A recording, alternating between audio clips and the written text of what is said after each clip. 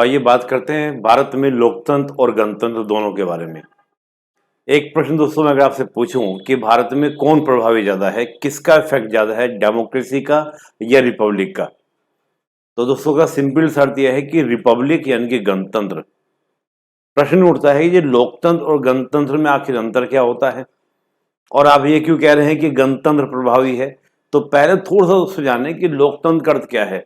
ये तो दोस्तों मैं आपको पहले बता ही चुका हूं कि लोकतंत्र का अर्थ यानी कि जनता का शासन सिंपल बोला जाता है, और यही बात दोस्तों गणतंत्र में भी होती है, ये हम पहले समझ भी चुके हैं।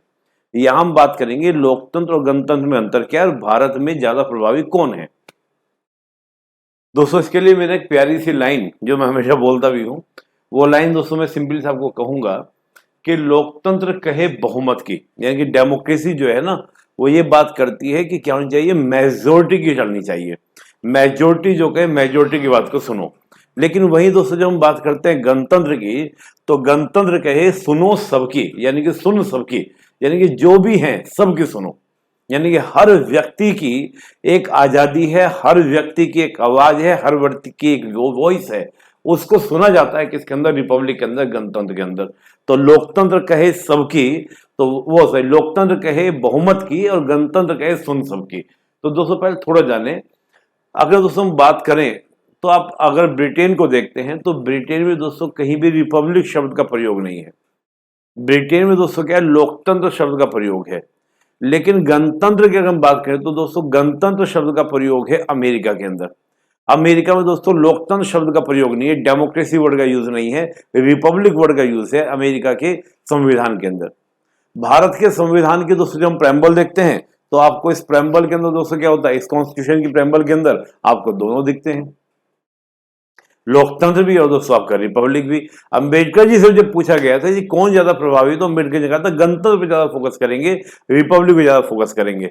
लेकिन आप सोच रहे होंगे सर क्या अर्थ हुआ, क्या मतलब, वो थोड़ा समझते हैं पहले इसको कि भाई लोकतंत्र और गणतंत्र दोनों का अंतर, और फिर हम लोग भारत में कौन प्रभावी। दोस्तों लोकतंत्र वेस्टमिनिस्टर मॉडल इसको कहते हैं, मैंने पहले बताया था आपको। और दोस्तों ये यूके के अंदर आपको देखने को मिलेगा। यहाँ पर क्या दोस्तों, जनता का शासन। लेकिन जनता का शासन जो होता है दोस्तों, जनता का शासन कहां पर होता है, संसद के अंदर होता है। यानी कि संसद को जो जनता ने चुन दिया और संसद वहां पर क्या हो जाती है दोस्तों, सर्वोच्च हो जाती है।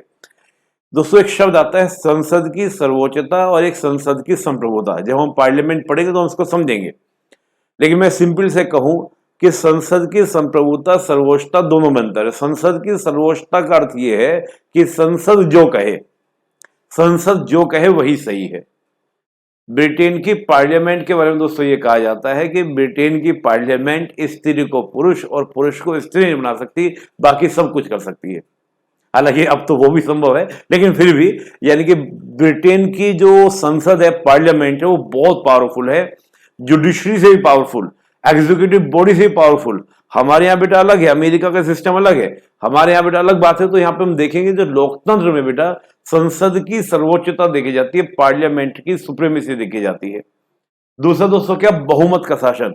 बहुमत ने जो कह दिया, बहुमत ने जिसको चुन दिया, बहुमत ने जो तय कर दिया वही सही है।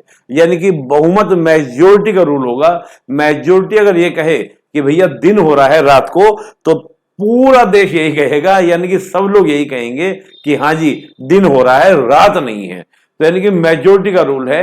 जो माइनॉरिटी, बेटा माइनॉरिटी मेजोरिटी यहां पर उससे मत लीजिएगा कि हम कभी धर्म जाति से जोड़ ले।